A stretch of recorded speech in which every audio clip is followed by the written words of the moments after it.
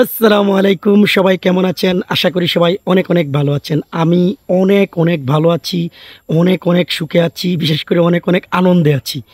তার কারণ হলো আরব আমিরাত থেকে যদি কোনো ভালো সংবাদ আসে, কোনো সুখবর আসে, বিশেষ করে প্রবাসীদের জন্য, তখন আমার মন প্রাণটা এমনিতেই ভালো হয়ে যায়। শরীর আমার আমি কিন্তু একটু অসুস্থ, তারপরেও মানে মন প্রাণটা ভালো হয়ে যায়। তো তেমনই একটা সুসংবাদ চলে আসছে, সেজন্য মনটা আবারও ভালো হয়ে গেছে। প্রবাসীদের সুসংবাদ শুনলে আমি এমনিতেই ভালো হয়ে যাই, যত রকমের খারাপই থাকি। তো যাই হোক, কী সুসংবাদটা আসছে পুরো ভিডিওর সাথে থাকেন, বিস্তারিত আপনাদেরকে বলছি। ভালো লাগলে লাইক দিয়ে যাবেন, ভালো যদি না লাগে তাহলে দেখতে থাকুন। দেখতে দেখতেই ভালো লাগা থেকে ভালোবাসা হয়ে যাবে। আর অবশ্যই চ্যানেলটি সাবস্ক্রাইব করে নেবেন, যারা সাবস্ক্রাইব করেছেন তাদেরকে ধন্যবাদ জানাচ্ছি। তো বন্ধুরা, আরব আমিরাত থেকে একের পর এক সুসংবাদ আসতেছে, সেজন্য খুব ভালো লাগতেছে, খুব ভালো। লাস্ট যে একটা সুসংবাদ আসছিল সেটা হলো যে ৫৭ জন যে প্রবাসীদেরকে শাস্তি দেওয়া হয়েছিল আরব আমিরাতে, কোটা সংস্কার আন্দোলন করেছিল তারা, সেজন্য তাদেরকে শাস্তি দেওয়া হয়েছিল ১০ বছর, ১১ বছর এবং যাবজ্জীবন। তো অবশেষে বাংলাদেশের সরকার কূটনীতিক সব কিছু জোরদার করার পর, উকিল নিয়োগ দেওয়ার পর সেই ৫৭ জনকে ক্ষমা করে দেওয়া হয়েছিল এবং বলেছিল যে তাদেরকে দেশে পাঠিয়ে দেওয়া হবে। তো আমি একটা ভিডিওতে বলেছিলাম যে এটাও খারাপ না, তাদেরকে যদি দেশেও পাঠিয়ে দেয় তারপরেও তারা কিছু একটা করে তো খেতে পারবে, ১০টা বছর তো আর জেলে পচতে হলো না, তাই না?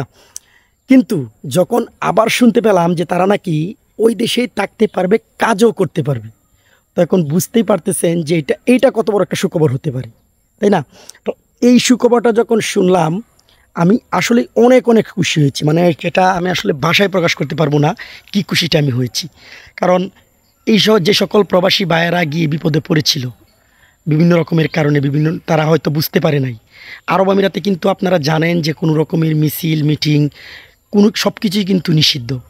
ওই দেশের সরকারও যদি কোনো সমস্যা হয় বা কোনো প্রবলেম হয়, ওই দেশের মানুষও রাস্তায় নামতে পারবে না, অনেক কঠিন। হয়তো আপনারা দেখেছেন কাতার, সৌদি আরব, কুয়েত, বিভিন্ন জায়গায় মিছিল হয়েছে কিন্তু কোনো সমস্যা হয় নাই। এখানে আরেকটা সংবাদ এসেছে যে আপনার তাদেরকে যখন গ্রেপ্তার করা হয় তখন বাংলাদেশ থেকে বা বাংলাদেশ এম্বাসি থেকে তেমন কোনো ব্যবস্থা নেওয়া হয়নি বলে কিন্তু তাদেরকে শেষ পর্যন্ত এই শাস্তির মুখে পড়তে হয়। কিন্তু নতুন সরকার আসার পর তাদেরকে, কারণ নতুন সরকার দেখতে পেরেছে যে তাদের পক্ষেই কাজ করেছিল সেই প্রবাসীগুলো, তাই না? আর এই প্রবাসীরা যে বাংলাদেশের কতটুকু উপকার করে, প্রবাসীরা যে বাংলাদেশকে কতটুকু সামনে নিয়ে যাচ্ছে, সেটা একমাত্র এখন বর্তমান মানুষ বুঝতে পারে যে প্রবাসীরা বাংলাদেশের জন্য কি করতেছি। তাই প্রবাসীদেরকে অবশ্যই সুযোগ দিতে হবে, তাই না? তো যাই হোক, সেজন্য অবশ্যই আরব আমিরাত সরকারকে অনেক অনেক অনেক অনেক ধন্যবাদ জানাচ্ছি। আর বিশেষ করে এই বাংলাদেশ সরকারকে অনেক অনেক ধন্যবাদ জানাচ্ছি। আর সবার কাছে অনুরোধ থাকবে, যারা আরব আমিরাতে আছেন, আপনারা কখনো মিছিল মিটিং বা কোনো কিছু করবেন না, সাবধান। কোনো রকমের যে সকল কাজ আরব আমিরাত সরকার নিষেধ করেছে, এই সকল কাজ থেকে আপনারা সব সময় দূরে থাকবেন।